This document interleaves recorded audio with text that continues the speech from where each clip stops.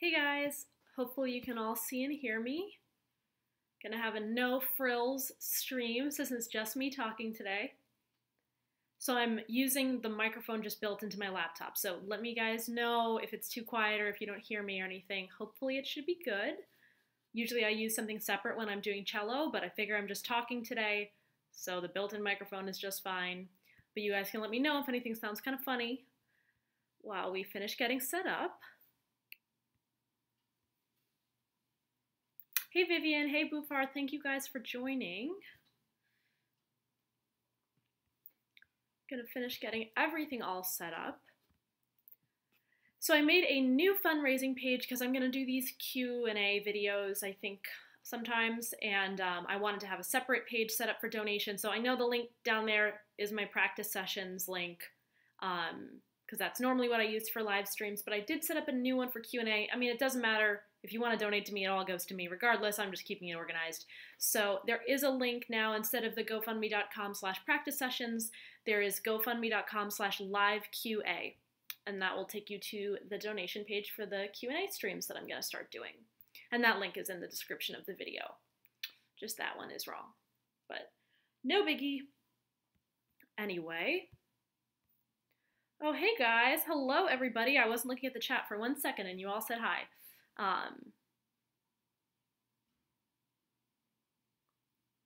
Okay, hey everybody, I'm so glad, you guys know how I am with the live streams. I never plan them ahead of time.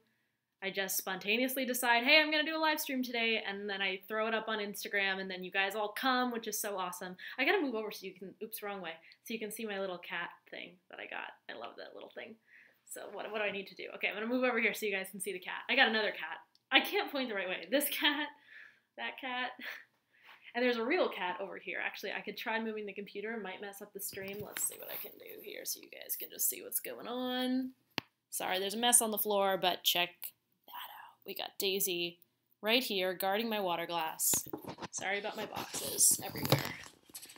Okay, hopefully I didn't destroy anything by moving the laptop. All right, I gotta stay on the chat here. Hello, you guys.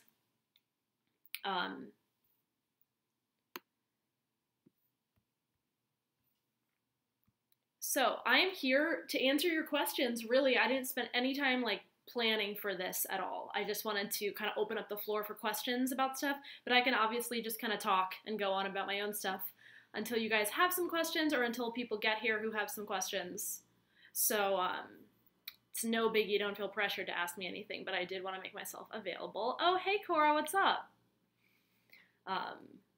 So yeah, if you're just jumping on the stream now, I'm just here to do a Q&A. I'm not going to be doing any playing today, at least not on this stream. I wanted to have a stream that was just purely Q&A because I know I always get so many questions and stuff when I'm practicing and then I'm trying to practice. And so, yeah. How do you get hired for gigs? There's a question.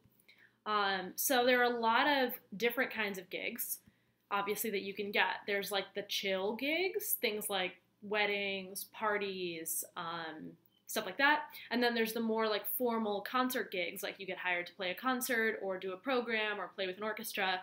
And each one of those channels of gigs are kind of like a different path to explore, a different set of connections.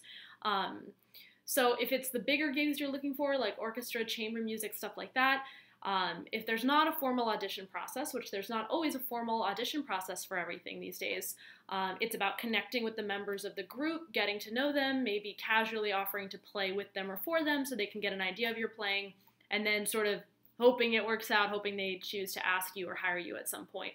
For things like wedding gigs and stuff like that, that's more of like a business model. So you can either set that up yourself, like form a group that you want to play weddings, play events, play parties, and then kind of promote that group around, try to get the word out. There are a lot of websites for getting gigs like that. Like I know there's gigmasters.com, I think, and a couple other places that sort of aim to connect musicians with people who need to hire musicians for events and things like that. So you can get gigs that way too. And since just moving to LA, I've learned that there are also like Facebook groups for gigs, like people looking to hire musicians. So there's a lot of good online resources, especially for like kind of more regular whatever gigs. And then for the higher, better gigs, if it's not an audition, it's just about networking. So yeah. Okay, I'm taking AP Music Theory next year. Any tips? I'm trying to remember if I took AP Music Theory or not. You know, the music theory class that I had in high school was not AP curriculum, so it was a music theory class, but it was a little bit more. It was like a mix of like composition, ear training, and music theory, so we weren't really set up to do the AP exam. So I did not take the music theory AP, but so I'm trying to think of, you know, if you know specific topics that are in the curriculum and you want some advice on how to work on those, feel free to ask, because I'm trying to even think of what was on that exam. Even though I didn't take it myself, I remember learning about it and what they tested on.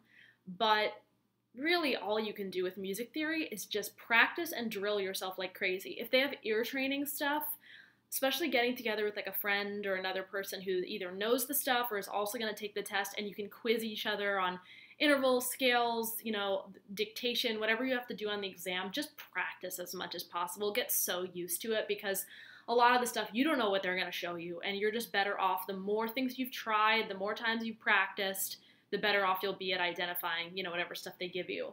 And then, you know, you can always do flashcards and stuff for key signatures and things like that. So I know that's kind of vague advice, but hopefully that's a little bit helpful.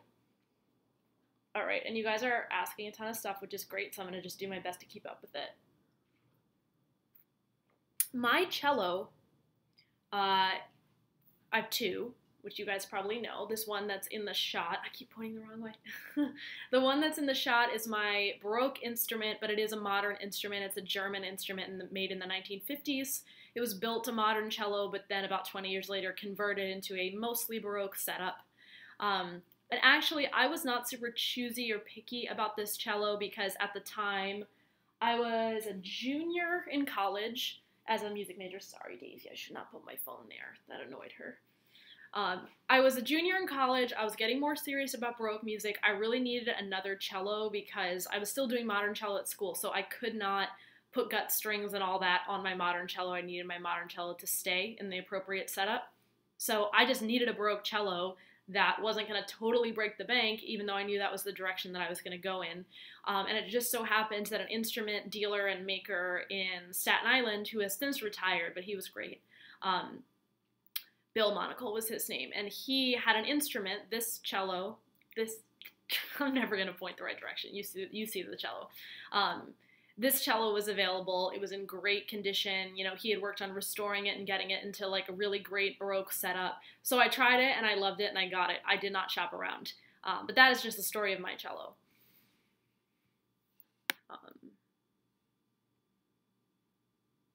Okay, let's see.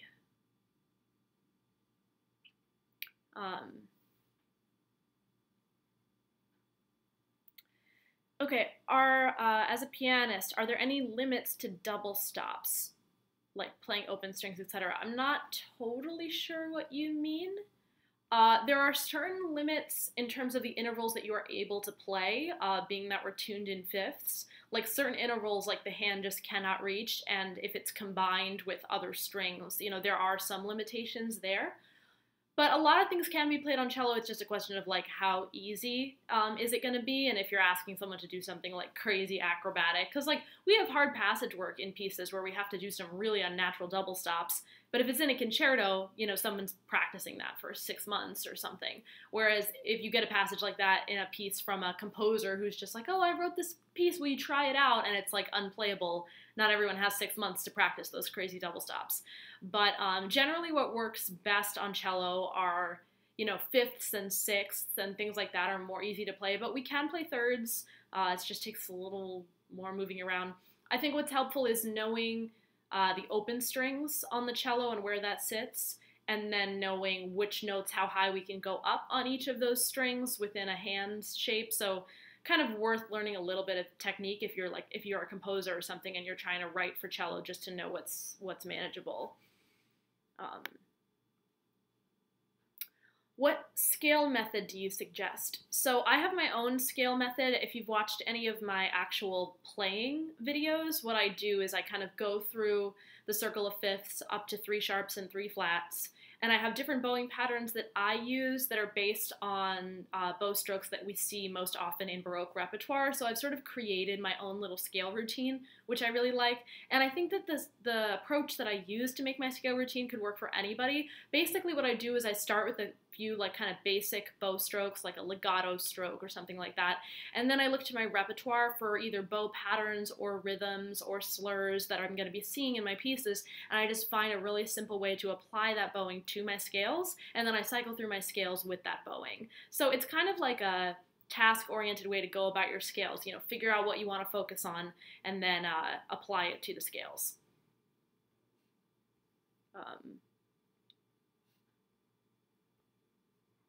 Let's see. What Baroque piece has the hardest cello part? I couldn't say. There are a lot. But, you know, cello parts are not crazy hard in the Baroque period. We're mostly playing continuo stuff. But, you know, Bach has, like, certain arias and things that are, like, obligato solo cello lines that are meant for, like, 5-string cello. Those can certainly get more fancy. You know, there's some continuo parts and some of the larger works that are a little nasty, maybe in, like, you know, some kind of tough key signature, but nothing really comes to mind. Is this necklace what you think it is? It's actually not a Triforce if you're asking if it's a Triforce, but I know it looks just like one, right? My friend got me this necklace. It's like supposed to be like a little teepee, actually. I'm doing a terrible job showing it to you. But it does look like a Triforce from Zelda, and I get that all the time when I wear this necklace. Did you compare yourself to cellists your age that started earlier than you? Oh boy, yes I did. And it was not fun. But it's a hard thing to avoid because, you know, especially music school, when you're taking auditions, it's like you're kind of comparing yourself to everybody. It's such a hard thing to avoid. I don't want to say don't compare yourself to people because that's just kind of impossible, but you do have to keep in mind that, like, bigger picture, we are all on a journey, we're all on our own path, we all have our own advantages and disadvantages. It's very easy to be upset and bitter that you didn't start as early as somebody else, but you can't get that time back. All we have is now. So don't let those feelings consume you because they're really unproductive. They really don't do anything to serve us. But I do think it's worth knowing that, yes, there are certain advantages if you start earlier. No way around that. You're obviously better off the earlier you start and the more you've practiced. But that's not a guarantee that you're going to have a music career or your life is going to work out. It means you have something working in your favor, but you need a lot of things working in your favor to be a successful musician. It's not just how early you start, or else we would have a lot more successful musicians if it was just based on everybody who started when they were 5. You know, when I was in music school, there were a lot of people that were better than me, like most of them. And which is to say, you know, I could have gone to a worse school. I got into other schools where I would have been one of the best or one of the better ones, but obviously I wanted to be in an environment where I felt like I could grow. So I chose a school that had better cellists than me, but then I was stuck kind of being bad, quote unquote. So, but, you know, lots of those players who were so awesome and so good in college and way beyond, you know, what I was, are not playing anymore or are not professionals or don't make their living playing the cello. And there's nothing wrong with that. People can decide to do whatever they want with their life. There's no shame in that. All I'm saying is that there's no guarantee that because somebody started before you, they're destined for more success. They just have something, they got something up against you, but that doesn't mean you can't overcome that with your own will and drive to get it done. So don't let it get you down too much. Leaving Bach aside, what's your favorite piece for Baroque cello? Well, favorites always change. I really like the Vitali 17th century pieces that I've played on my channel. I really like those. They're based on ground bass patterns, and if you guys know my channel and know me well, you know I love ground bass patterns. So Vitali wrote these unaccompanied bass instrument pieces that are based off of a ground bass, and I just love them. I think they're so fun. They're not too hard to play either. They sound good. Like, I just really like those pieces. They're on my channel if you're curious about them. Other than that, I mean, there's got to be sonatas and things that I love. Barriere wrote some amazing cello sonatas. You know, that's like considered staple of Baroque cello repertoire is Barriere. But he wrote 4 books of sonatas. There's a lot of music there, and some of them are really fantastic. His first sonata, I think it's number 1 in book number 1. It's B minor, That is just stunningly gorgeous. I mean, I've heard it a lot, so I'm a little sick of it, but it's great. Barriere wrote some solid cello music. Why did I choose the cello? It wasn't like a very dramatic decision on my part. It was like, I think I was in 4th grade. They had a little demo in the auditorium of, we're doing string instruments. Who wants to play a string instrument? Here's what the violin sounds like. Here's what the viola sounds like. Here's what the cello sounds like. Which one do you want? And I was like, violin is screechy. Viola's kind of weird. Cello seems all right. I was just excited to play an instrument. I played guitar before that. So I started guitar in 3rd grade. So I already played a string instrument. And I don't know, maybe it was because I was coming from guitar. Cello seemed like, it's similar size and whatever. And for those of you who don't know my story, like, I wasn't that serious about cello when I started out in 4th grade. I continued through middle school. I just played an orchestra once a week. I definitely liked it. I had nothing against it, but I didn't really, it was public school. It was like half the kids were goofing off. People didn't care. It was like, I kind of enjoyed it while I was there, but I didn't think about it too seriously. And then in high school, I got a really awesome orchestra teacher who encouraged everybody who liked it to take private lessons. So then I started taking private lessons when I was 14, almost 15, and then I was like, I love this. This is great. So that's really when things changed for me. When I chose the cello, it was more, felt like a random choice, actually, at the time.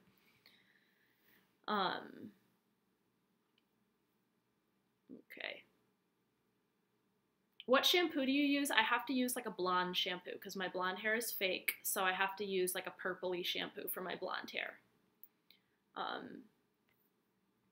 But I don't have a favorite. I've been rotating. Do I like Brazil? I've never been. Seems like a cool place though. Okay. What do you think the future direction of classical music is? Maybe I could argue that modern composers are losing the interest of people in general. Where does it go now? I mean, that's a big question.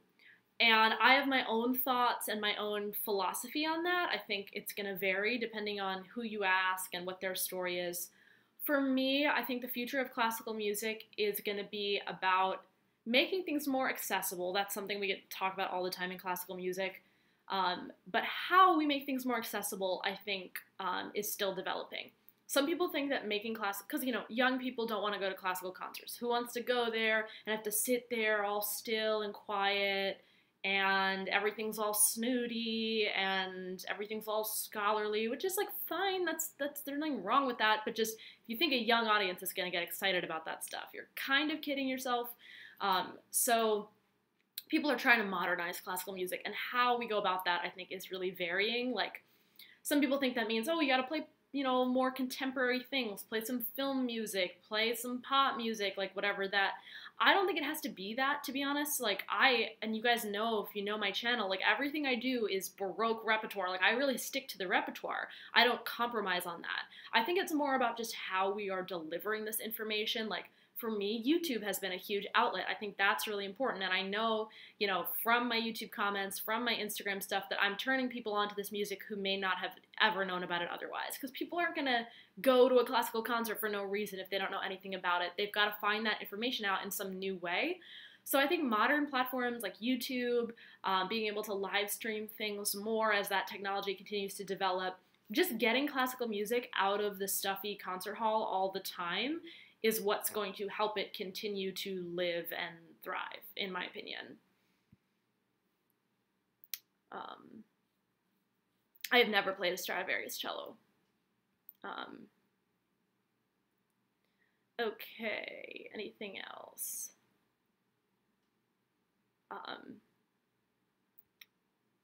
What is your motivation? That's a big question. But for me, it's always been the repertoire. Like, I really enjoy playing the cello, obviously, but I'm not someone who, everyone's different with their relationship to their instrument versus the relationship to the repertoire. For me, it's always been about the repertoire. Cello is just a vehicle for me to play Baroque music, as far as I'm concerned. I love the cello. Obviously, I've developed all my skills on the cello, but to me, it's not just about the cello is the be-all, end-all. It's more about the music for me. So what motivates me is the repertoire that I love and being able to play it more so than just playing my cello, if that makes sense.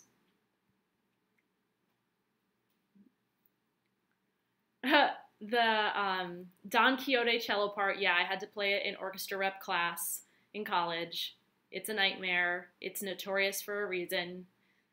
That kind of excerpt, all that kind of repertoire is like what made me not want to play modern cello anymore. Just like completely difficult to play, and then the musical reward is like next to nothing. I don't feel any kind of way when I have to play like crazy orchestral excerpts. I'm not like, oh, I'm so moved by this music. Like, no. It's acrobatics for the sake of acrobatics. I'm not into it. I would much rather play more simple. I'm doing the quotes a lot today, but that's just what I do. More simple music that I think has more of a musical impact than stuff that's hard for the sake of being hard. Not saying Strauss was trying to write a hard piece for the sake of it. I respect all the composers, but just that kind of music is not for me.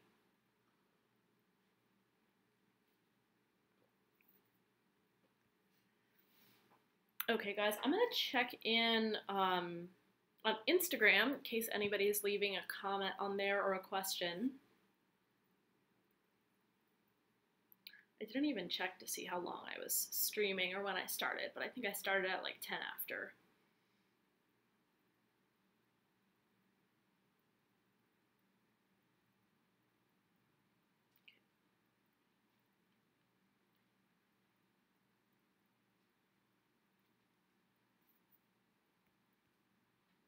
Okay. Imagine Baroque without mordents and trills. What's your theory on why they make the music so much better? So ornamentation is a big Baroque music topic.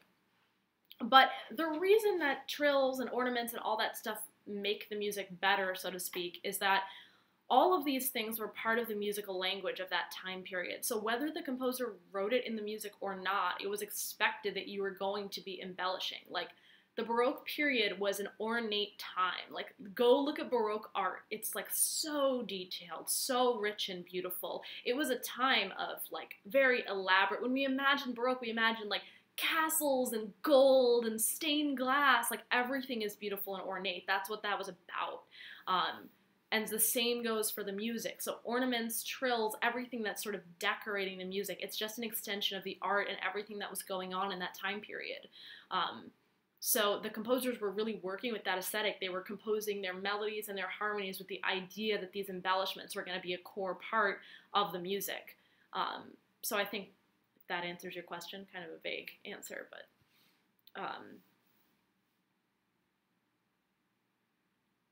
I do wish Mozart composed more for cello, absolutely. Mozart piano sonatas are like my go-to, just like, does life feel too complicated? Are things just too heavy? Mozart piano sonatas, put them on. They will soothe the soul. And not in the like relaxing take a nap way. Just like there is so much pure beauty in Mozart. Like he is just like, you know, Mozart is really special. So the fact that there's like no cello music from Mozart is kind of a bummer. But you can still enjoy him. Whether I get to play the music or not, I can still enjoy Mozart. I have never really played jazz on the cello. When I was in high school, we did an arrangement of Take 5 in my orchestra, and I remember loving it at the time. I thought it was like the coolest thing ever. But that's probably about as far as I've gone. I've done free improvisation on the cello. That's not really jazz. That's like avant-garde new stuff. I actually liked it a lot more than I expected to. I have tried viola da gamba. I can play a little bit of gamba. I love the instrument. I don't have one in my possession now. Otherwise, if I could get my hands on one, I would probably record a couple things for the channel because I love the gamba. I played it in grad school. I guess I really started it when I did a workshop at Oberlin, the Oberlin Baroque Performance Institute, which is where I started my Baroque journey. It's such a great workshop if you guys are in the States and you're looking for a Baroque, you want to learn more about Baroque music and performance practice. I really recommend Oberlin BPI. It's such a fun program. And they have a beginning gamba class for anybody who wants to learn how to play the gamba. So I first learned there. And then when I was doing my master's, I was able to take a class on English Fantasia Suite. So I played some like real viol music, which was super difficult, but a great learning experience.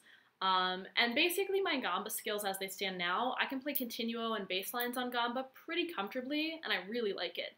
But solo gamba repertoire, not so much, because you have to be able to read alto clef, and anyone who's played cello and gamba knows this. Like, it's very confusing to switch between the two because cello is tuned in fifths, gamba's tuned in fourths.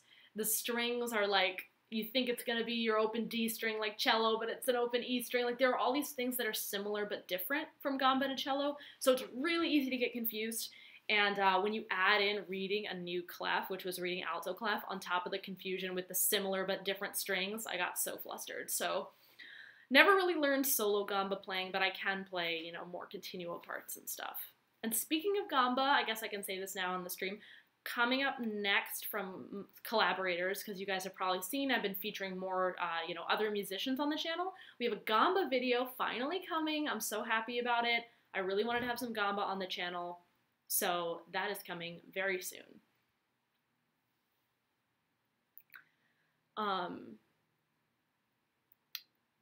Have you ever composed in the style of Baroque? And I did compose. This is back now to my high school music theory class that I was talking about earlier. I wrote a cello duet. I don't know if it was Baroque style or not, but it was pretty classically. And so I did write that little piece, which I really liked. But then, of course, because I didn't know what I was doing, like, we had to write the piece and then harmonically analyze it, and I analyzed my own piece totally wrong. So I didn't get a great grade on the assignment, but, like, the piece itself, like, all my teachers were like, this is great, but, like, you don't know what chords you're doing. So, whatever, it was high school. But I did have to, in my music theory courses in college, I had to do, like, counterpoint exercises and stuff like that, which is very much composing in the Baroque style, even if it's just basic counterpoint. What are your feelings about vibrato? Why would you use vibrato versus other techniques to color your tone? This is such a good question for, you know, Baroque performance, because everyone thinks, are we not allowed to do vibrato? What's the deal with vibrato? Obviously, it's personal taste. It's really what it comes down to. But for me, the way I like to treat vibrato is that vibrato is an ornament, like a trill, like anything else. That's really how they saw vibrato back in those days, was that it was something special to add. So I try to apply it to the more tense harmonic moments, either dissonance or a dominant harmony that wants to resolve. That's where I'm going to apply vibrato if I feel like it, as opposed to on resolutions and on the ends of phrases where we're used to adding vibrato to kind of soften the ending of a phrase in modern playing. That's not where I would use vibrato at all in Baroque playing. I would use vibrato on the, you know, previous note coming up to the resolution. So something where I just want it to be a little more juicy, a little more expressive, but maybe a trill isn't exactly appropriate, that is where I would use vibrato. Special instances, basically.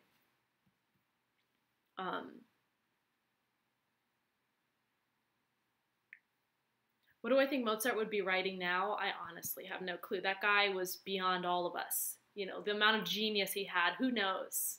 He'd be writing Lady Gaga songs right now, like, who knows? Mozart was very, like, did what he wanted to. I think if he, like, lived forever and was still composing, he would not be doing things the way that he did them hundreds of years ago. Because he was an innovator, free spirit. I think that he would be doing some crazy stuff if he were still around.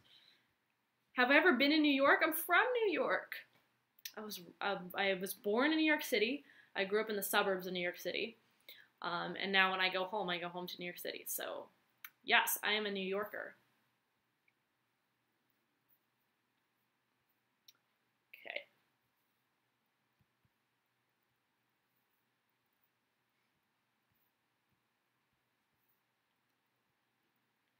Wow, I've only been doing this half an hour, but I've already answered so many questions. It's just awesome.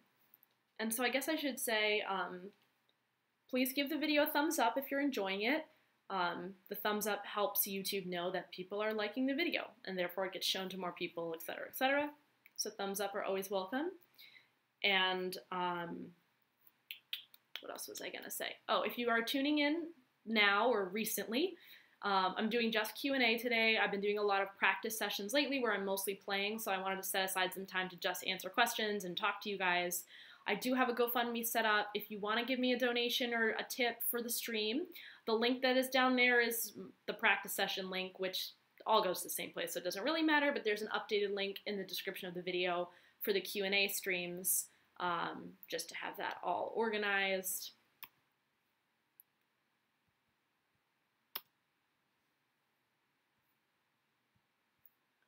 Um, so I grew up in Nyack, New York. It's in Rockland County. It's right on the Hudson River, right by the Tappan Zee Bridge, for any of you guys who know New York, across the river from Westchester. So, and Nyack is an awesome town. It's a small little town, but if you're even passing through, go there, go downtown. It's such a cute little town, super artsy. It was a great place to grow up. I loved Nyack.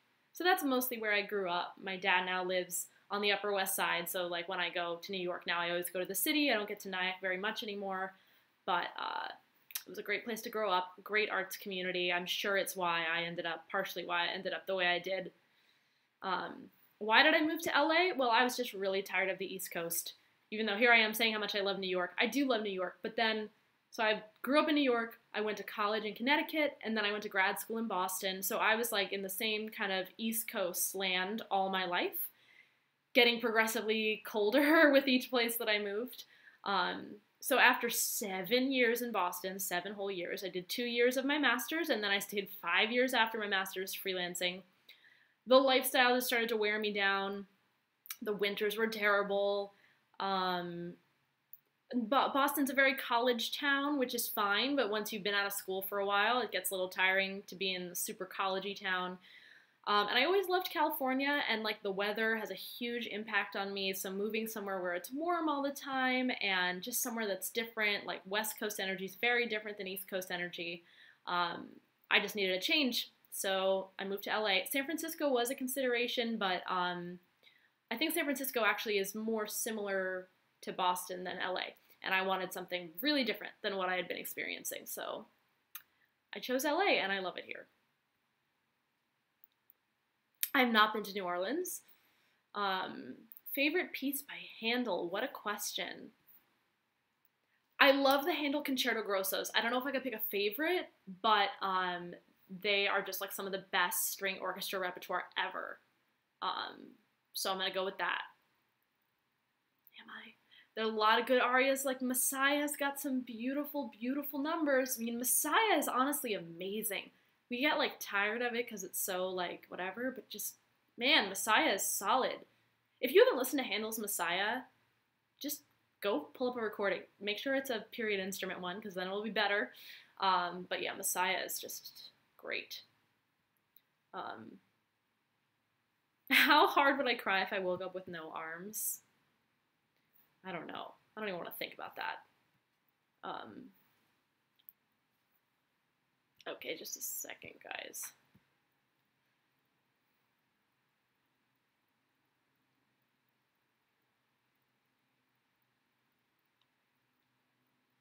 If you guys, I'm gonna assume you're all subscribed to my channel. If you're not, make sure you are. It's supposed to email you when I go live if you're subscribed. It may not always do that, but it's supposed to do that. So make sure you hit the subscribe button. And then if you want like real-time updates to actually know when I'm going to do these streams, in case you don't know, I do always announce it on Instagram and on my Facebook page when I'm going to go live. And you know, I'm everywhere as Emily Plays Cello, so super easy to find. Instagram.com/Emily Plays Cello, Facebook.com/Emily Plays Cello. You can find me everywhere. So make sure you're following me on all your favorite places.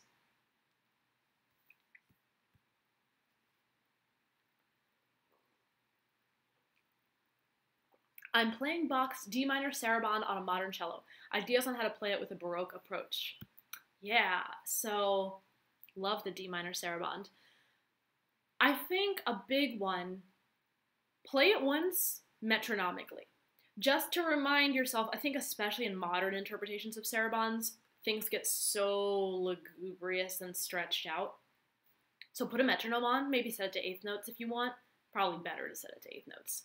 And play it once metronomically just to get a feel for what the pulse really is. I think that's the thing we always lose in sarabandes. You don't have to actually perform it metronomically, but just check in. It can be such an interesting reality check to do that. So I would start there. Because remember, everything in Bach, other than the preludes, are dances. That doesn't mean they have to be fully danceable, but it does mean that we need some hierarchy and some structure in our measures where we understand what's important and what isn't, what's going to get emphasis and what isn't. Sarabande, of course, often has an emphasis on the second beat, which is a little unusual. Usually in a 3/4, we have the emphasis on the first beat. But sarabande sometimes puts it on the second beat, so that's an exception to a common rule, but it's still just kind of worth experimenting with. And then the biggest thing, I think that would be most useful, I might even go look at the sarabande to give you specific ideas, but understanding just some basic Baroque technique stuff and then just applying that. So usually what that means is like lighter up bows than down bows, and letting your bow strokes decay. Don't feel like you have to sustain everything through. If you sustain something through, make it a special, important moment, but let things decay. And let things not all be completely like everything sustained, everything really intense. Like let things be a little bit lighter at times, and then find those moments where you want to really lean in and make them expressive and make those special. And then try playing it without vibrato. I don't know how much vibrato you're using anyway, but that's always a good way to say, how can I make this more musical and more interesting, not using the left hand? It's always informative.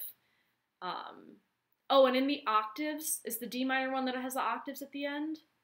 They kind of always have those octaves. Don't play the lower octave louder than the upper octave. And this goes for anything, pretty much, in Baroque music, but when we have high D, low D in a phrase, almost always the lower one is coming on a weaker beat and should be almost like an echo, like a shadow of the upper note. We're never reiterating harmony when we do octaves like that. I mean, we are reiterating harmony. We're not establishing new harmony when we do an octave jump. So we don't need to give a lot to the lower octave. It's actually better to be full when the harmony arrives, which is usually the upper octave. Here's my upper octave, and then lower octave, let that fall and fit into the resonance of the upper octave because it's the same harmony.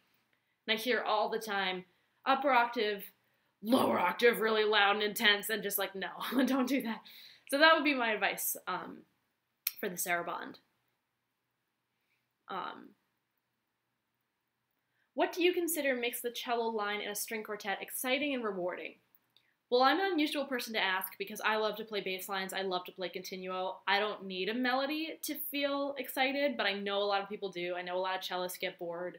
They want those melodic moments. They want the tenor clef where they get to go up there and play the melody. I'm not like that just because I really like the foundation. I like when a cello part is active but still in the lower register. So maybe it's like running 16th notes in the low register or a lower melody, but I really actually love staying in the lower register. So just when the lower register starts to get a little more active, maybe some faster notes or something melodic, but that doesn't mean it has to be like high and in the forefront necessarily. Have you ever thought about going to Europe to study early music? Yeah, I mean, obviously Europe is such a great place for this music because it's really where this music is from. It is the cultural heritage of Europe, basically. So yeah, I know there's so many great players, faculty, students, etc. in Europe. I personally have never gone because then it's like, I gotta buy the ticket, I gotta fly my cello or borrow a cello. Just logistically, it's been a big hurdle. I've done like practically, excuse me, every Baroque workshop here in the States. So I've done a lot of training. So at the point that I'm at, I don't really want to spend thousands of dollars to go to Europe and train. But anyone who wants to or feels compelled to do so, I encourage it because it is a really great place to go and study.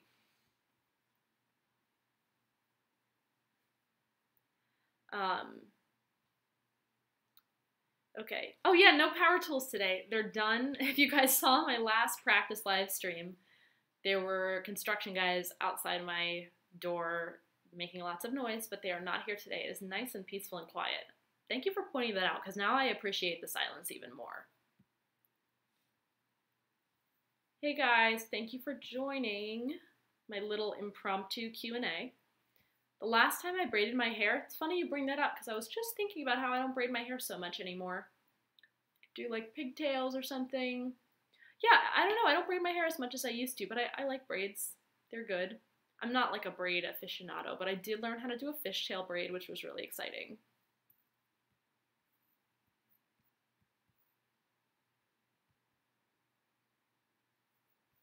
All right.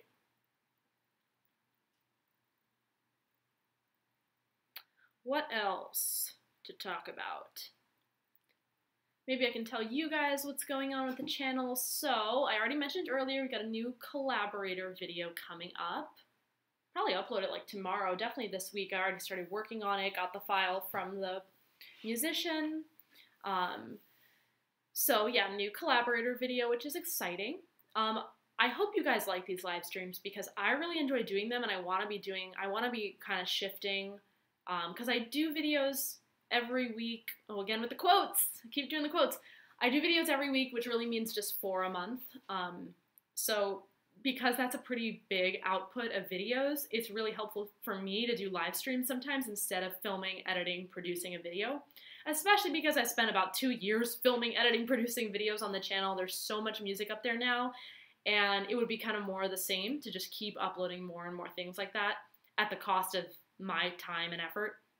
So the live streams are just a way better way for me to, be interacting with you guys and providing you guys with information. And I really do want to be kind of aiming more at giving back, if that means answering questions, if that means featuring other people, but I want the channel to become more of just like a hub for everything related to what I do rather than just a place for me to post myself playing. So that's kind of what I'm trying to transition the channel into. Okay.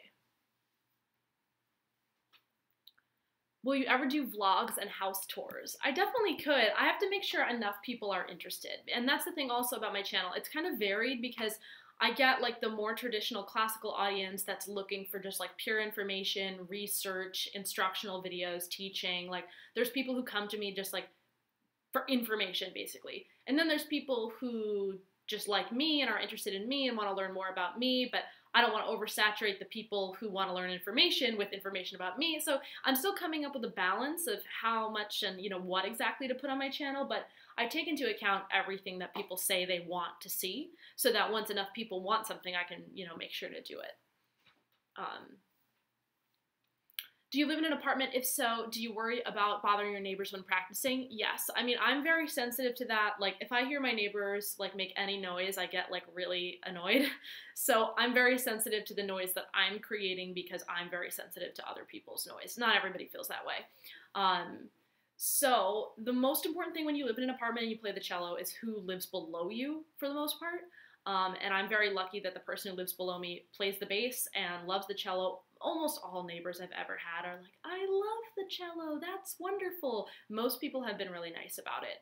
But if I'm teaching lessons at home, which I do sometimes, the student necessarily isn't going to sound amazing. There's other things to take into consideration. The most important thing is timing. If you're not doing it too early in the morning or too late at night, especially for me, I don't go to a job every day, so I can play in the afternoon when a lot of people aren't home. I try to make myself available to my neighbors, like, feel free to let me know if my cello playing is bothering you. I think that's really important to just have communication so they understand you're not just playing to be annoying. This is something that you do and you have to spend time playing your instrument. So communication with neighbors, time consideration, make sure you have a rug on your floor. Being in a super empty space is going to make the acoustics way more intense. It'll be fun to practice in an empty room because you get all this reverb, but it's harder on your neighbors because nothing is cushioning the sound. So just kind of doing your best with it is all you can do. It's better than an amplified instrument, except an amplified instrument you can at least turn down. You can't really turn down your cello, but...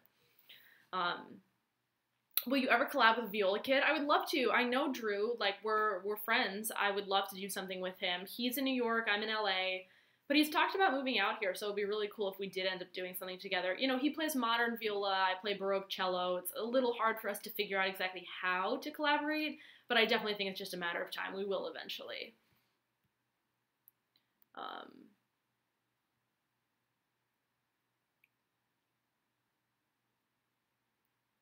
I am not sure why you're asking my height and weight. If there's a relevant cello reason, I'll answer that question. Ooh, Vivaldi cello concerto, that's fun. Which one? I mean, Vivaldi wrote a lot of concertos, and I definitely think he wrote multiple cello concertos. But if you're nervous, hey, practice playing for people. Make everybody you know sit down and listen to you play. Get all your nerves out on your friends and your family so that you don't have all your nerves for the recital. Get some of those nerves out of the way before the recital, and you'll feel a lot better. It seems like the early music world is quite separate from the broader classical world, and sometimes there's tension between the two. Do you see this changing? I think it's already changing, which is great. It definitely was a problem. And if you guys don't know about this, for a while it was like if you played period instruments and you played on a Baroque version of your instrument and you learned about that stuff. Modern players, from my experience, the way it worked was modern players would get so offended just by your existence. Like, just by doing something that is more historical, again with the quotes, I can't stop. Modern players would be like, so you're saying what I do is wrong? You're saying what I do is not historically accurate? And they would just cause all these complexes in people when that's never what it's about, but I think it really would affect people that way. But honestly, what's made such a big difference in the last few years is Juilliard putting out an early music program, because Juilliard is like spearheads the classical music world and culture these days. And so having Juilliard say, okay, early music is a legitimate thing, let's bring people into this world, I think has helped people kind of see it more positively. And I've seen more and more modern players who just want to learn a little bit about the style so they can apply that to their modern playing. I think people are getting more open-minded about it. And before we know it, I think it's going to become a thing where modern players maybe take a class or two in playing Baroque style during college or something, so they learn a little bit and they can apply it, and everybody will become, a bit more of a hybrid player where they understand stylistically both sides, as opposed to it being this like huge divide.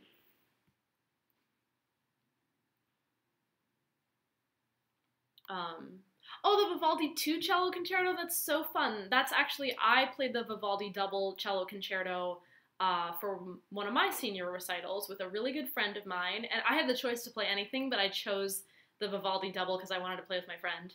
And I didn't want all the pressure on me. But that's such a fun piece. I hope you like the person you're playing it with, because you've got a partner. You don't have to be nervous. You got someone right there with you. So that's great. If you guys don't know the Vivaldi double cello concerto, I did record the slow movement here on my channel. I don't have the other movements up, but it's a really fun classic cello piece. What is your dream job as a musician, and what are you doing to accomplish that? Well, if I'm being totally honest, I kind of already accomplished my dream job in the last couple years. I mean, what I really wanted when I was in school was just to be able to, I used to always say, like, if I can play my cello and on a professional level, and I can pay my bills and live my life, like, that's all I really want to achieve. And I absolutely did that, after graduating. Living in Boston, I was freelancing. I formed a string quartet. I think forming a string quartet was always a dream of mine. I had a string quartet in high school that was so near and dear to me. It was like all the best, players from each section of the orchestra. We came together and made a string quartet, and we did gigs. We did all sorts of stuff, especially for high schoolers. Like, we did paid gigs. It was cool. We'd like go play someone's wedding and then eat for free, and we'd each get like $50. It was awesome. We played Beethoven Opus 18, like we did a lot of really fun stuff. So then as a professional, getting to form my own string quartet, and coincidentally both my string quartets were all female, the one that I played in high school and then the one that I formed professionally. So that was a huge dream. And Emergence Quartet, if you guys know about them, I had a bunch of videos on the channel. We had a lot of success. We got interviewed in Boston Globe, which was so cool. We did concert series. We got to be on NPR. Like, that was a blast being with that quartet. So that was a huge dream I achieved. I also just wanted to be a Baroque cellist, so I had my 2 albums that I put out and did solo concerts.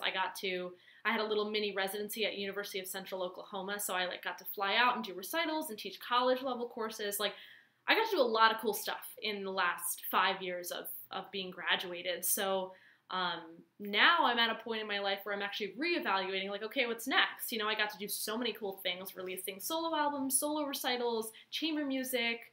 I got to play with Handel and Haydn Society, which is like one of the top Baroque ensembles in the country. So like, I've done a lot of awesome stuff that I'm really proud of. But so now it's kind of like, and what's next? And now what? So obviously I've been focusing a lot on the YouTube channel because the reach is much broader. Like, I would love for the channel to continue to grow and get even bigger.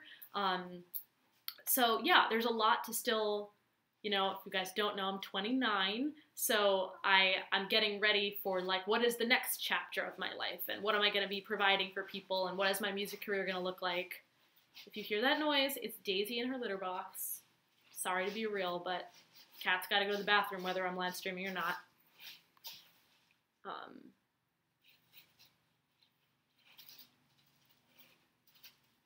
What are your thoughts or favorites with respect to contemporary composers that write in Baroque style? So I don't do a lot of new and contemporary music, but I actually just saw someone for a lesson yesterday who came and took a lesson with me who does a ton of like modern avant-garde playing, but she wanted to learn more about playing in the Baroque style to kind of apply that to her modern playing. And we were talking about how it's actually quite common for people to study early music and new music, and actually not all the classical stuff in between, to kind of focus on the two ends of the spectrum. So I know that like a lot of early music techniques are being used in more contemporary music, which I think is awesome. It just opens people's ears up to something that I think, unfortunately, in the last 20 or so years, classical music really focused on like classical period and beyond, and the Baroque repertoire kind of didn't get a lot of attention, even though it's 150 years of great music. So now, whether it's new composers or whatever, just bringing the sound and aesthetic to a contemporary audience, I think it's great. Did you make a mess, Daisy?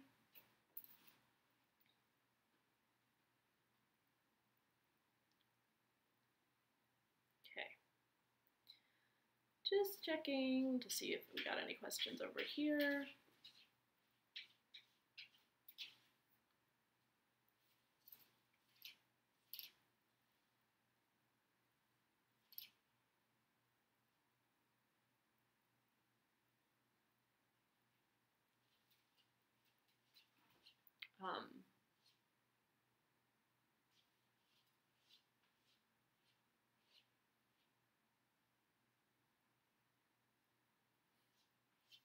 Hey Wellington, thanks for joining.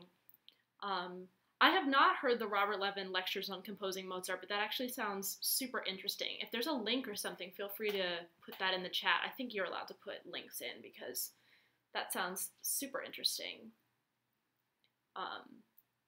Daisy done? She's a very neat cat, so she spends a lot of time cleaning up after she's in the litter box. I'm gonna go assist her 1 second. You're fine, Daisy.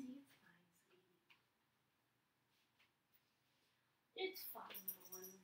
I'll bring Daisy in the shot in a second. Hi, cutie.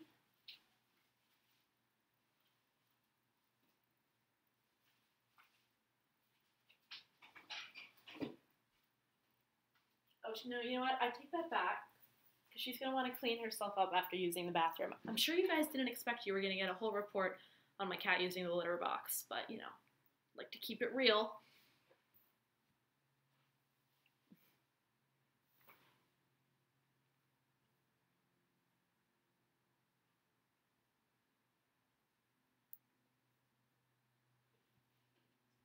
Oh yeah, I think maybe links do not work. If you want to leave a link, you can actually leave a link as a comment in the video if it won't let you put a link in the chat. A link in the comments should work.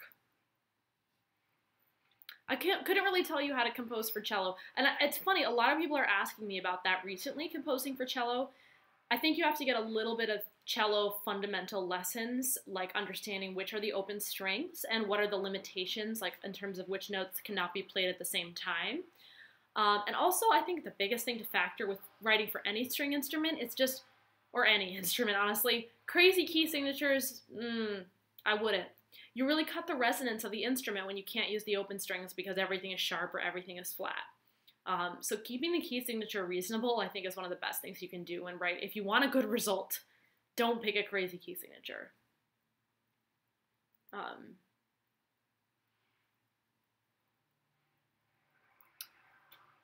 Given the obvious lack of recordings, how confident do you think we can be about what Baroque practices actually were and how consistent they were from place to place? So the good thing about that is, yeah, we don't have recordings, so we don't know what things sound like, but we have so many resources, and I think it's, and I'm not saying you're saying this, but I've encountered the dismissive attitude of like, we have no proof what things sounded like back then, so how can we really know? That's my excuse to do whatever I want. But if you look into the treatises, especially on string playing and everything, we have such detailed info from guys like Tartini, Corelli, Quantz. Like, I gotta do a treatise video. I know I should really do that because so many people ask me, like, what are the go-to treatises for the Baroque period? But there are so many resources written by the composers themselves that outline everything of how things should be done. With things written out, trills written out, exactly how you should execute a trill, what articulation should be like.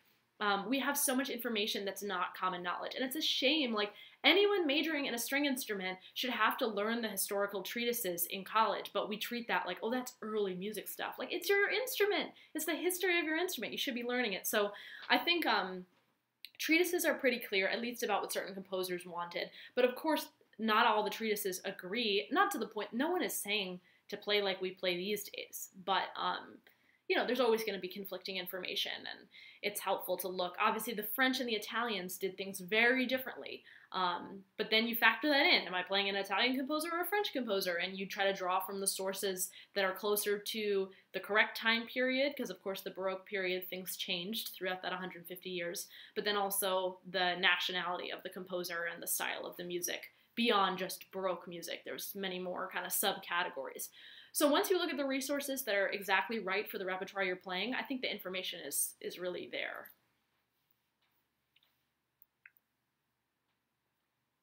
Oh, the Fuchs book. Yeah, I definitely learned about it in my master's, but I have not looked at it. I'm like the worst with the treatises stuff. Like, I read a lot of them, but for me, I'm the kind of person that once I sort of absorbed the information of like, what does this mean for my playing and how am I going to apply this, it all moved to like the artistic level and not the intellectual level. So I'm not the best resource for treatises, and people ask me all the time, and I want to make a treatise video just so I can have a good place to give that information.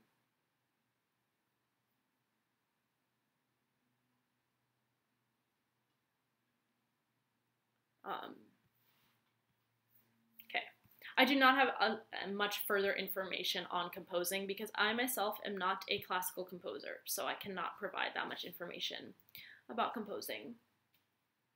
Hey Daisy, you want to come over here? Who wants to see Daisy?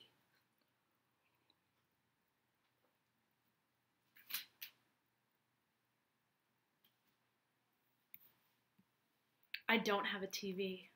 How could you tell? How did you know I don't have a TV? I don't have a TV. But we all just watch things on our computer anyway, right? I mean, I honestly don't watch. I watch a lot of YouTube, but I don't watch TV. So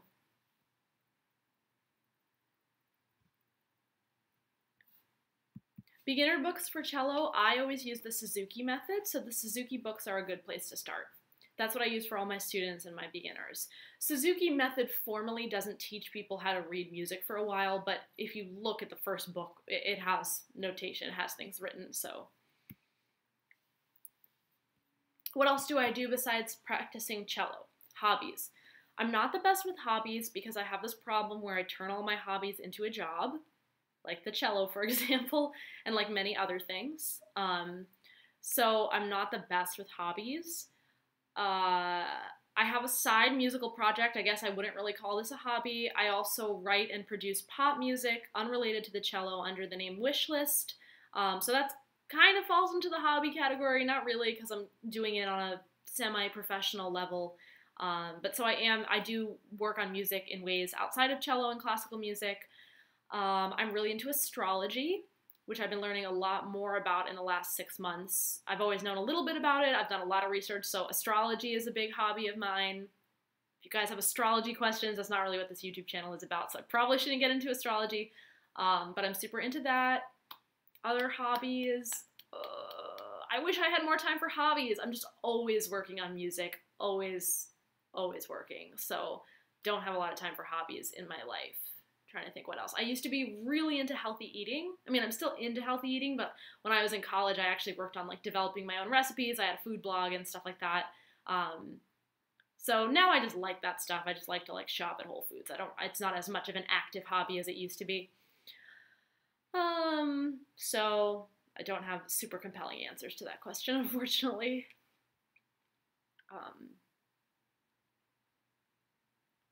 Slurring across bar lines in Bach. Who said that? I don't agree with that at all. slurring across bar lines. Absolutely not. And we almost never saw that historically. Because in general, we want the downbeat of a new measure to be a down bow, a strong beat. Like, downbeats are important, especially like almost all Baroque music is dance music. So we need those downbeats to be like right there. So to slur over a downbeat, no, it's not a good idea in my opinion.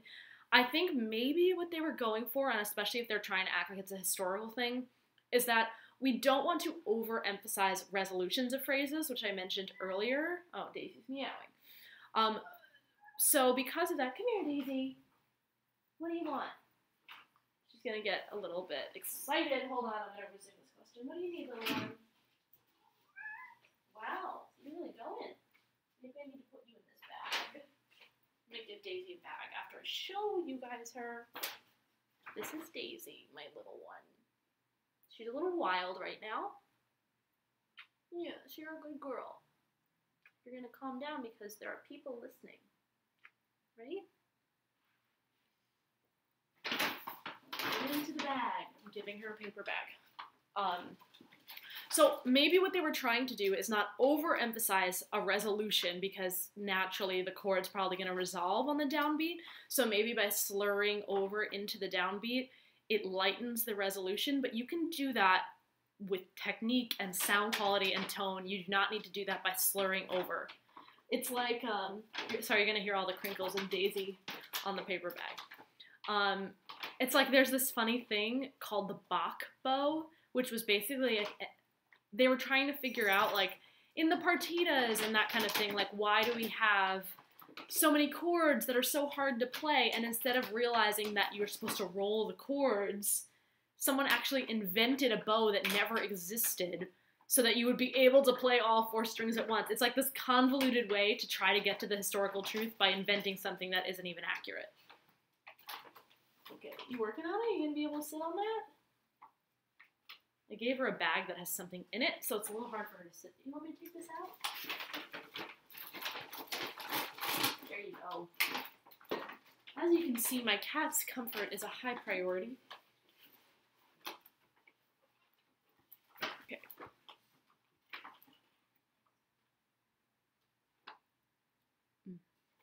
Thanks, Mark. I hope I'm not too late to say bye, but thank you so much for tuning in. Oh, they recommended not slurring across the bar lines. Okay, well then I just reverse answered your entire question, but I think we came to the right conclusion.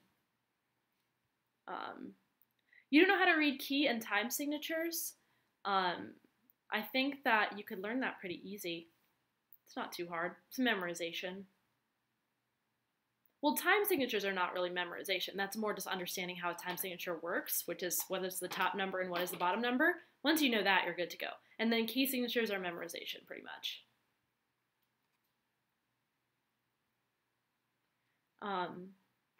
Okay.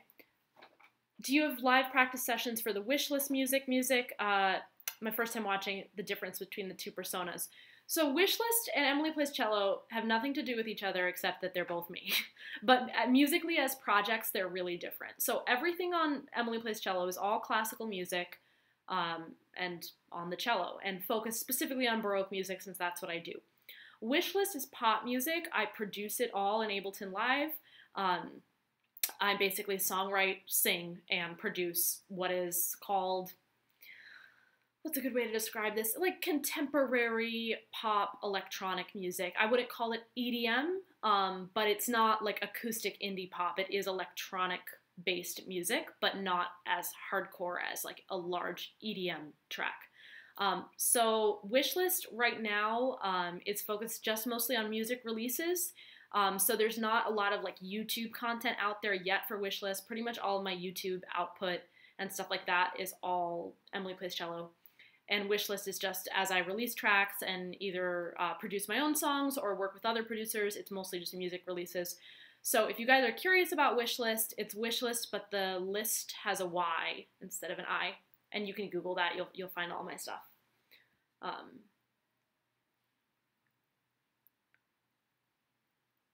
Some suggestions besides Bach and Haydn. I'm mostly into jazz. I'm kind of into exploring Baroque compositions. Okay, Well, if you're into jazz, I'm trying to think how that would influence things. Um, I personally gravitate towards the 17th century, which is early Baroque music. So Bach and Handel and those kinds of guys are what we call high Baroque. They're sort of towards the end of the Baroque period, getting ready for the classical period. That's where we have all like the main staples. But the 17th century is a little bit more raw, a little different. Still considered Baroque music though. So composers like Corelli, I love. Who else? Bieber, not Justin. I'll put these just for spelling's sake. I'm gonna just put them right in the chat. So Corelli and Bieber, these are both violin composers predominantly. I love violin music, so I'm always gonna suggest that. But so look into Corelli and Bieber, and I'm trying to think who else. If you want to try something in a totally different direction, C.P.E. Bach, which is one of Bach's sons, he was towards the end of the Baroque, I mean, he was really getting into the classical period, but, you know, born and raised by Bach himself, so really trained guy, but he really thought out of the box and wrote some pretty interesting music. So C.P.E. Bach is another good one.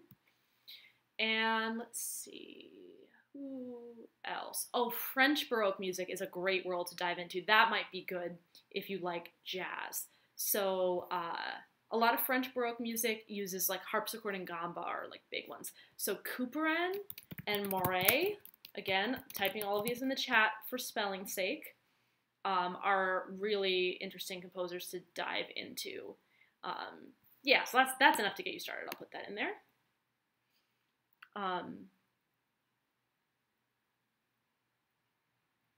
I do sing. I mean, I would not call myself a singer. I'm not really a trained singer, though I did have to take some voice lessons in college because my boyfriend at the time was a vocal major, like a music ed major, and had to teach voice lessons, so I volunteered.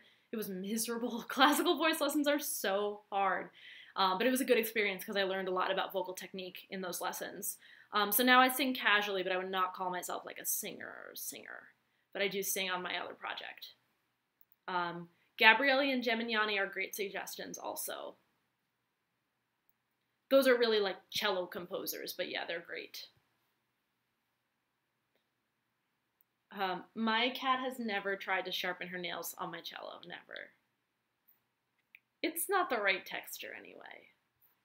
Guys, now Daisy is like perfect. I'll show you her sitting on her bag, surrounded by the music I keep all over the floor. Let's see if I can, there we go. I'll move my chair out of the way. Look at that little angel. Yeah, hi, sweetie. I would be nothing without Daisy. She knows it. She's like, yep, I keep you sane.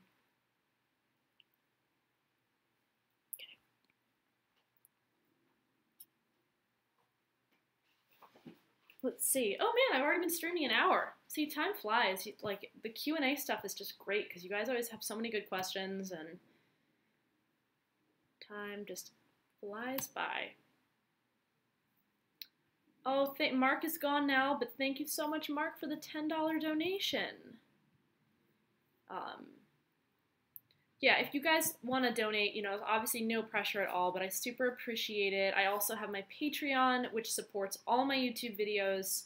If you've watched anything on my channel, you know about my Patreon because I always talk about it at the end. But Patreon is also really great for allowing me to make these videos all the time.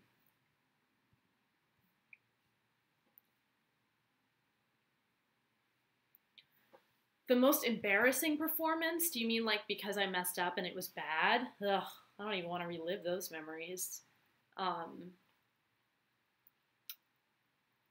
Yeah, I'm trying to think. I don't know. I've had bad performances. I don't want to think about it. Oh, okay. No, I'll tell my bad audition story because this was such a learning experience for me. So, maybe I shouldn't say what the group is. I don't think it matters because I'm not going to, you know, say anything bad about them.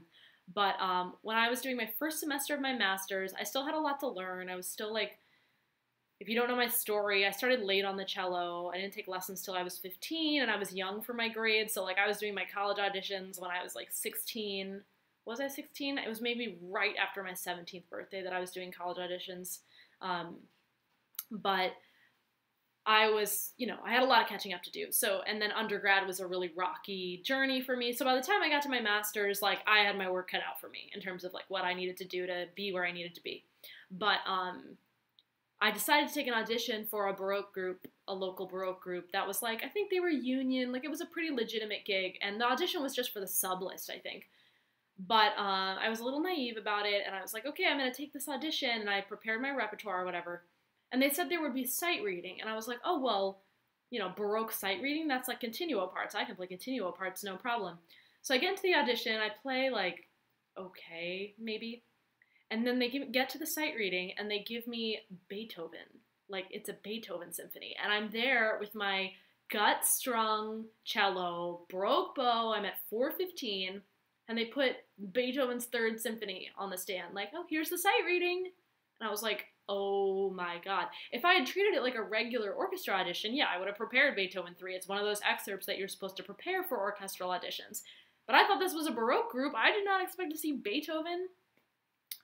So needless to say, I really embarrassed myself. And I cried the second I got out of that room, and I was humiliated.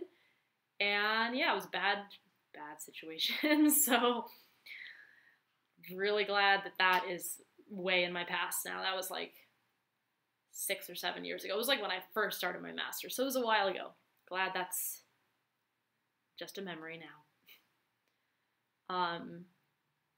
Is it possible to get a decent Baroque bow for less than $1,000?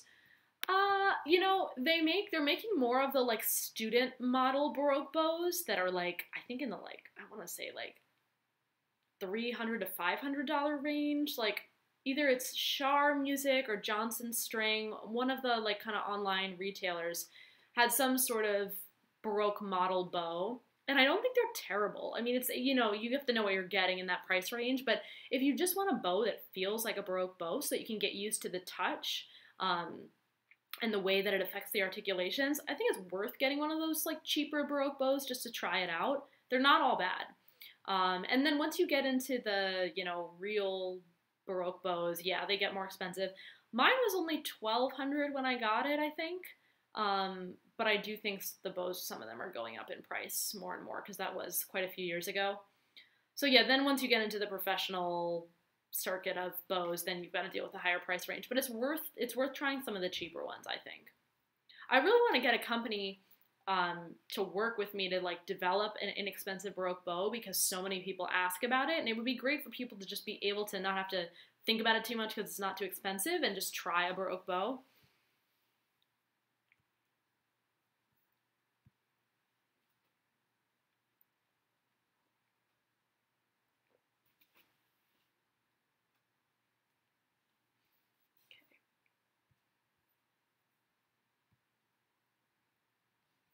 All right, we've been going for about an hour and 15, so I think I'm probably going to try to wrap up in the next 5 or 10 minutes, especially if you guys run out of questions. But if you do have any lingering questions that you want to ask, definitely feel free. Still going to be here a few more minutes. And seriously, I can't thank you guys enough for like showing up with no notice, because I never give any notice about these live streams.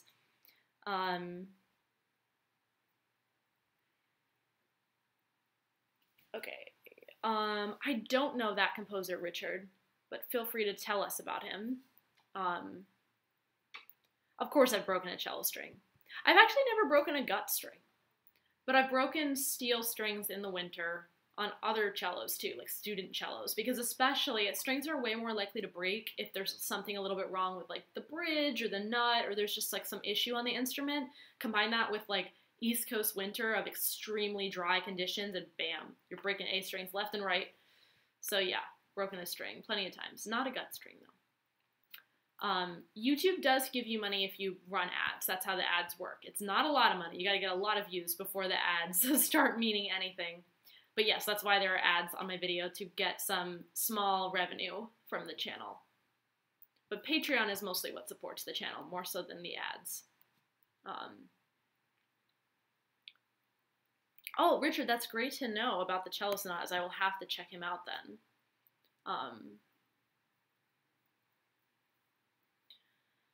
During the summer break of school back in high school, what did you practice? Depended on the year. I do remember the summer, maybe before my senior year, when I was getting ready for college auditions, I started the Haydn C major cello concerto that summer, I think, because then the following February was when I took the college auditions. So yeah, I remember learning the Haydn concerto over one summer, and that's, you know, that's a project, especially when I had only been taking lessons for about a year, and I was learning the Haydn concerto, so I had my work cut out for me.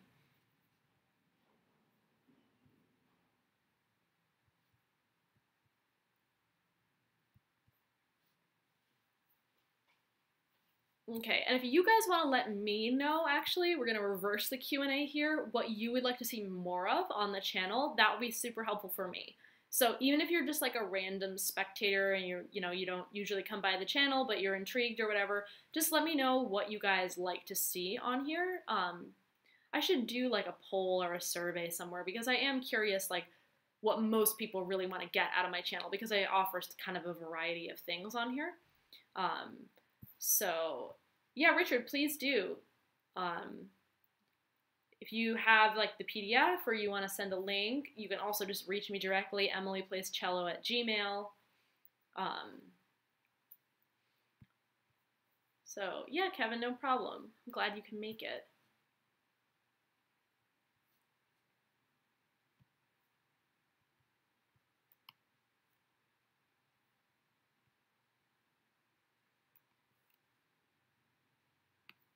Wow, it's already 4:30 here. The time flew. Yeah, the treatises video. I gotta do the treatises video. I feel like I want to call in, I want to get like the big guns, like hit up some people that I know who are like really, really in the know. Maybe even like keyboard players, people who will know about treatises that I haven't studied as much, and get some information on that. Yeah, like definitive guide to Baroque treatises. That would be super handy.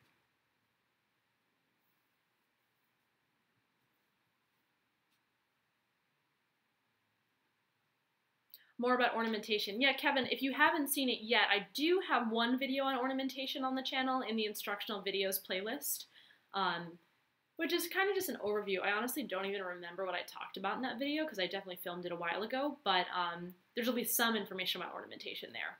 And ornamentation would be something we could easily touch on in the treatise video also, since there are a lot of treatises on ornamentation. Daisy's chillin'. Hi, sweetie.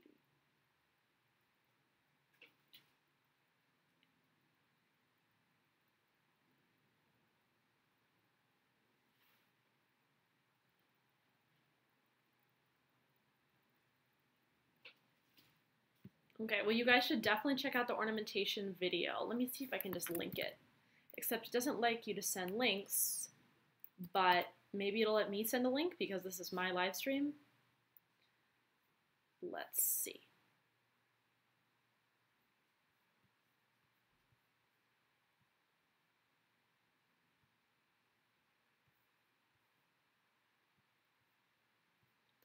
Okay, instructional videos. Baroque ornamentation and improvisation. It's going to autoplay for a second, so you guys are going to hear it. Oh, you're going to hear an ad. Just kidding. Okay. You take care.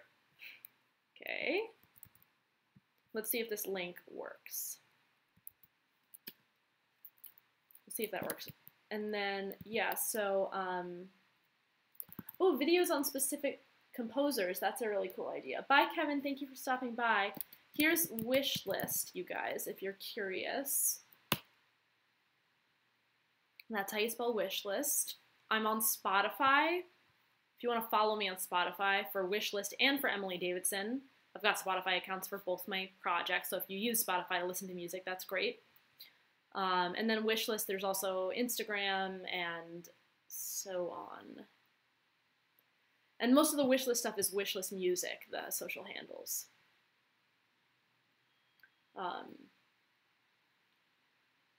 Okay. Give it a few more minutes. In case you have any lingering questions, we'll switch back to the Daisy Cam.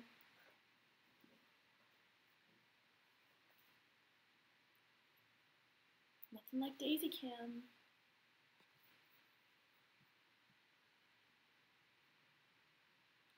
Yeah, Baroque bow technique. I definitely got a lot of that on the channel also. And if you've already watched the Baroque bow technique videos that are on the channel in the instructional videos playlist, I do talk about Baroque bow technique on almost every live stream practice video I do because I always warm up on certain strokes, and it's all using Baroque bow technique. So if you really want to dive deep, I would recommend watching some of the practice live streams and just seeing how I work on my bow technique in a practice session. She's sleepy.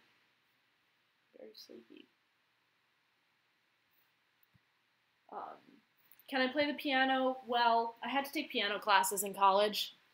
I don't like to say I can play an instrument unless I can really play it. As someone who has studied an instrument very seriously, I don't like to go around like, I can play this, I can play that.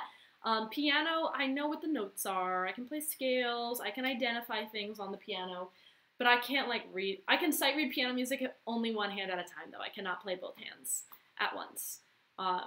So I have very, very rudimentary piano skills. I should have better skills given the classes that I took, but all that information went out the door as soon as I was done with the class. Because, you can only retain so much, especially with 6 years of higher education. You're not going to remember all that stuff. Or I certainly am not. But you never lose the practice time. I practiced cello a lot in those 6 years, and that stuck with me.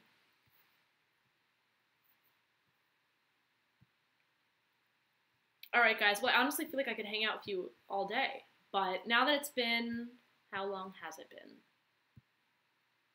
Hour and 20? I think we'll call it. If you're watching the archive of this and you made it all the way to the end of the video, props to you.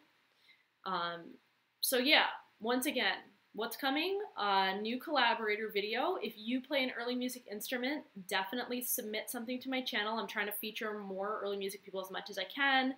If you have your own YouTube channel, get you some subscribers over there or get you some followers on Instagram, whatever you're looking for. I just want to share the wealth a little bit with the early music community. It does have to be early music instruments, though. I mean, a lot of people have applied on electronic keyboards and stuff like that, which is great. I love hearing everybody's playing. It's so nice, but I do try to keep the channel to just historically type stuff. But please apply if you're interested. What is that link? It's emilyplayscello.com/collaborators, or just go to emilyplayscello.com and you'll find the collaborator link if you want to apply to be on the channel. And what else? More live streams, as always, because I'm loving them. And yeah, thank you guys so much for the questions, for hanging out. And I will see you all next time. I've got no good wrap-up. That's basically it. Glad Daisy could join us this time. And yeah, until next time. Bye, guys.